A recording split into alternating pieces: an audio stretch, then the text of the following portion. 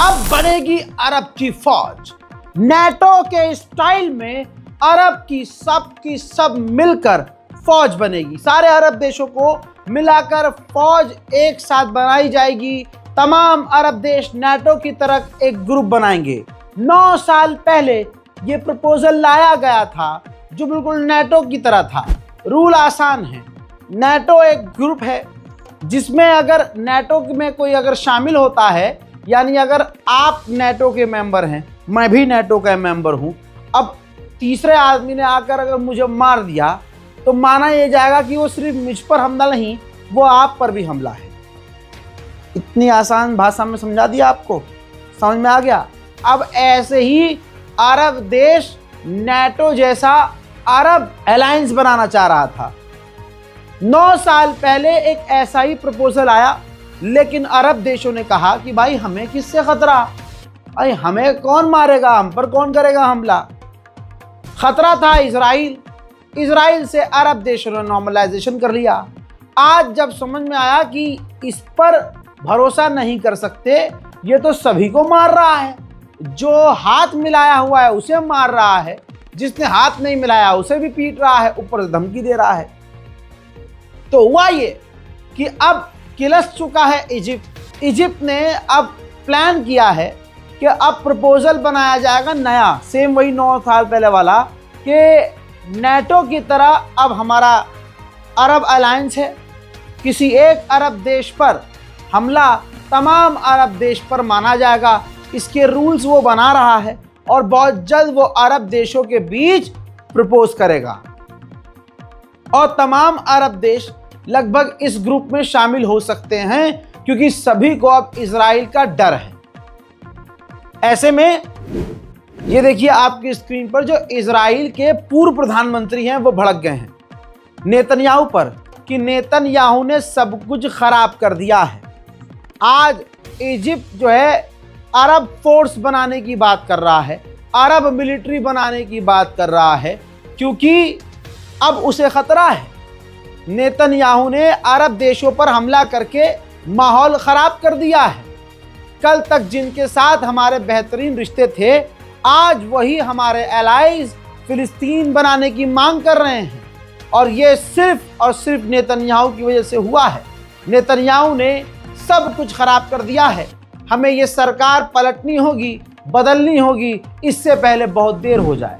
ये जो मीटिंग होने वाली है अरब देशों की, कतर की राजधानी दोहा के अंदर, इस मीटिंग को इतिहास की सबसे बड़ी मीटिंग माना जाएगा, और अगर सही फैसला हो जाए, बड़े फैसले ले लिया जाए, तो हम गवाह बनेंगे सबसे बड़े बदलाव की। मोहतरम हजरात, ये मीटिंग बहुत बड़ी है। अरब देशों को एहसास हो चुका है कि इस मीटिंग में मुस्लिम देशों को भी, सिर्फ अरब को नहीं, मुस्लिम देशों को भी शामिल करना होगा। दोस्तों, जो अरब ईरान से दूर भागता था और ईरान को हमेशा नीचा दिखाता था, और ईरान और इजराइल की जंग में इजराइल की तरफ सऊदी और दूसरे अरब देशों का झुकाव होता था, आज वही अरब देश ईरान को पूरी अहमियत दे रहे हैं। सोचिए, अरब मीटिंग में ईरान को बुलाया है और ईरान के राष्ट्रपति जाएंगे इंशाअल्लाह। ऐसे ही तुर्की को भी बुलाया है, ऐसे ही पाकिस्तान के प्रधानमंत्री भी जाएंगे। तो आप समझ सकते हैं, 1-2 लाठी क्या अरब देशों को पड़ी, अकल ठिकाने आ गई। आज जो दोहा में मीटिंग होने वाली है, उसके लिए ईरान के सिक्योरिटी चीफ ने कह दिया है कि वार्निंग दी है तमाम देशों को कि मैं वार्न करता हूं कि कल की मीटिंग में, यानी आज की जो मीटिंग हो रही है, कल उन्होंने धमकी दे दी कि मैं वार्न करता हूं कि अब डायलॉग बाजी बंद कर दीजिए। अब वक्त आ गया है कि एक्शन लीजिए, अलायंस बनाइए, इजराइल के खिलाफ जॉइंट ऑपरेशन रूम बनाओ, और सिर्फ मुंह से बोलना बंद करो, एक्शन में आओ।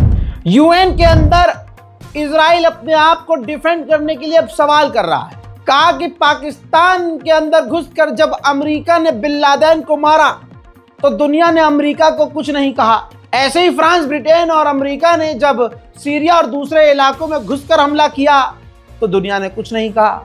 तो आज जब हम कहीं घुसकर किसी आतंकी को मार रहे हैं तो हमसे सवाल क्यों पूछा जा रहा है? यूएन के अंदर तो रूस ने अमेरिका और इजराइल के मुंह में मूत दिया। रूस के एम्बेसडर ने कहा कि पूरी दुनिया में अरब के कतर के अंदर अमेरिका का दुनिया का सबसे बड़ा दूसरा मिलिट्री बेस है। इसके बावजूद इजराइल ने उसी कतर पर हमला कर दिया। तो ऐसी जगह जहां अमेरिका का सबसे बड़ा बेस है दुनिया का दूसरे नंबर का, इजराइल अगर वहां हमला कर देता है तो इजराइल को कौन रोकेगा और क्या ही रोकेगा कहीं और हमला करने से। यानी इजराइल तो फिर कहीं भी हमला कर सकता है, अमेरिका चुप रहेगा और इजराइल हमला करेगा। हजरात, इजराइल के खिलाफ कतर में जबरदस्त प्रदर्शन शुरू हो चुका है। दिक्कत यही है कि जब खुद के पिछवाड़े में मिसाइल आती है तब खड़े होते हैं। ईरान यही तो कह रहा है कि सबको एक साथ खड़े होकर इजराइल का विरोध करना चाहिए। बहरहाल कतर में इजराइल के खिलाफ प्रदर्शन आम जनता के द्वारा।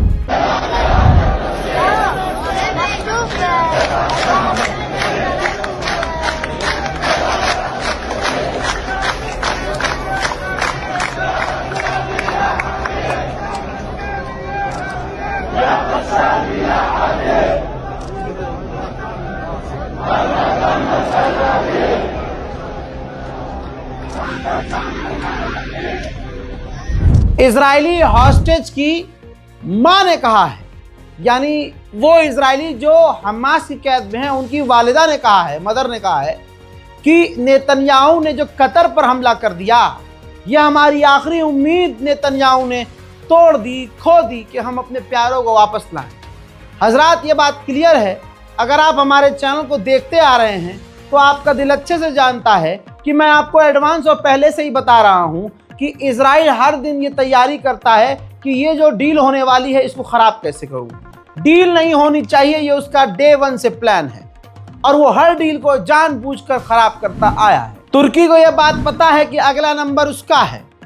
हाँ, अब आपकी स्क्रीन पर इजराइल का सबसे बड़ा अखबार हारेट्स, उसने अपना ओपिनियन दे दिया है कि अगला जो हमला झेलने वाला देश होगा वो तुर्की होगा। अगला हमला अब इजराइल तुर्की पर करेगा। हजरत मोहतरम, आइए अब गाजा ले चलूं। गाजा के ये मंजर ताज़ा तरीन देखिए। अल्लाह अकबर। इजराइल पूरी ताकत और बहुत तेज़ी से अब मकानों को और बिल्डिंगों को उड़ा रहा है। सिर्फ गाजा सिटी की ये तस्वीरें हैं, कुछ ही दिनों के अंदर 1600 रेसिडेंटल बिल्डिंगों को उड़ा दिया है, 13,000 टेंट बर्बाद कर दिए हैं और 3,50,000 फिलिस्तीनी ईस्टर्न गाजा से निकल रहे हैं, निकल चुके हैं और निकल भी रहे हैं। पूरी तरह से भगदड़ का माहौल है, लाशें गिर रही हैं, लोग मर रहे हैं, चला जा नहीं रहा है क्योंकि पेट में खाना नहीं है, भूख है, प्यास है, सर पर धूप है, गम है दिल में अपनों को खोने का। और सेंट्रल गाजा से अब अपने मलबे में दबे लोगों को और अपने टूट चुके इमारतों को भी छोड़कर जा रहे हैं गाजा के लोग। चारों तरफ इजराइल गाजा सिटी पर बमबारी करके तेजी से मिसाइल दाग रहा है, तबाही कर रहा है और बिल्डिंगों को ध्वस्त करके जमीन हड़पने की तैयारी पर है। इन तमाम इजरायली आतंकी हमलों के बीच एक और पत्रकार बुरी तरह से घायल हुआ है। एक ही दिन में इजराइल ने 3 स्कूलों पर बमबारी की है, यानी स्कूल हो, हॉस्पिटल हो, यहाँ तक कि टेंट हो, मतलब इजराइल कहीं भी जहां मन कर रहा है वहां हमला कर रहा है। इसी के साथ वही तस्वीर ये देखिए, जो गाजा में अमेरिकी एजेंसी मदद बांट रही है, वही एजेंसी और वही इजरायली सेना मदद लेने जो जा रहे हैं उनके ऊपर ओपन फायर कर रही है। भूख से अब तक 420 लोग गाजा में मारे गए हैं। पिछले 24 घंटे में 7 और फिलिस्तीनी गाजा के लोग भूख से तड़प कर मर गए हैं, जिनमें 2 बच्चे भी। खबरें जो बाद में और क्लियर निकल के आती हैं, दिल को फाड़ देती हैं। यमन पर जो इजराइल ने हमला किया उसमें दर्जनों बेगुनाह मारे गए, लेकिन सुनिए, उस हमले में 10 पत्रकार भी मारे गए हैं। अल्लाह अकबर। वहीं एक फिलिस्तीनी नौजवान इजराइल की जेल में टॉर्चर कर करके कत्ल कर दिया गया है। अब गाजा सिटी खत्म है पूरी तरह से। अरब देश आज क्या करेंगे मीटिंग में नहीं पता, लेकिन आपको मैं वो मंजर दिखाता हूं कि अब जो कुछ भी गाजा सिटी में रहने वालों के पास है सबको लाद कर बांध लिया गया है और गाजा सिटी को छोड़ा जा रहा है।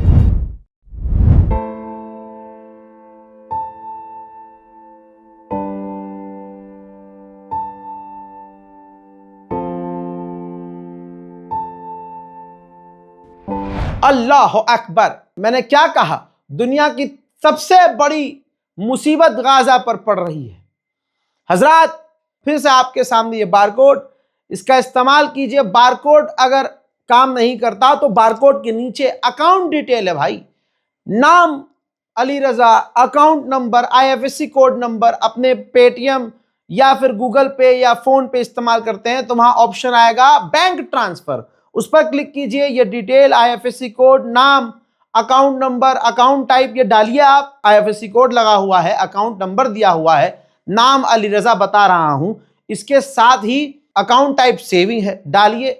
बार बार लोग मेल कर रहे थे भाई स्कैनर काम नहीं कर रहा है। बार बार मैं वीडियो में बता रहा हूं कि स्कैनर की एक लिमिट होती है कि आप 2000 से ऊपर ट्रांसफर नहीं कर सकते। ये कोटक महिंद्रा का अपना मसला है, अब क्या करें। तो इस वीडियो को शेयर कीजिए, दुआओं में याद रखिए। और मैं आप लोगों से ये नहीं कहूंगा कि नहीं मदद करनी, पैसों से ही मदद करो, ये गलतफहमी दूर कर देना। जिसकी दिल की तसल्ली हो कि हाँ रज़ाक़राफ़ी को भरोसा है, हाँ हमें वहाँ मदद देनी ही देनी है भाई, हम आसपास में जो मदद देते हैं दे चुके हैं, हमारा मन अब बस ये है कि हमें मदद पहुँचानी है। तो भाई वही लोग मदद के लिए आगे आए। आप लोगों से मैंने तो पंजाब के लिए कुछ रेज नहीं किया फंड, क्योंकि मुझे पता था कि भारत के मुसलमान इतने कैपेबल हैं कि अगर फिलिस्तीन के लिए आज फ्लाइट्स खुली होती, रास्ता आसान होता, तो भारत का मुसलमान वहां जाकर मदद करता। तो पंजाब में अपने ही मुल्क में अगर ऐसा कुछ हो रहा है तो माशाअल्लाह बहुत तंजीमें वहां जा रही हैं।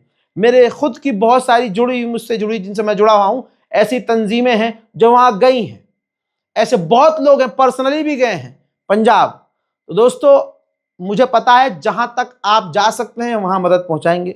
मैंने तो मुश्किल काम का बेड़ा उठाया हुआ है कि भाई थोड़ी थोड़ी ही करके अगर गाजा में जैसे तैसे मदद हम भेज सकते हैं तो भेजें, वो हम कर रहे हैं। ढोल पीट कर, ताशा बजाकर नहीं कर रहा हूं, लेकिन कर रहा हूं।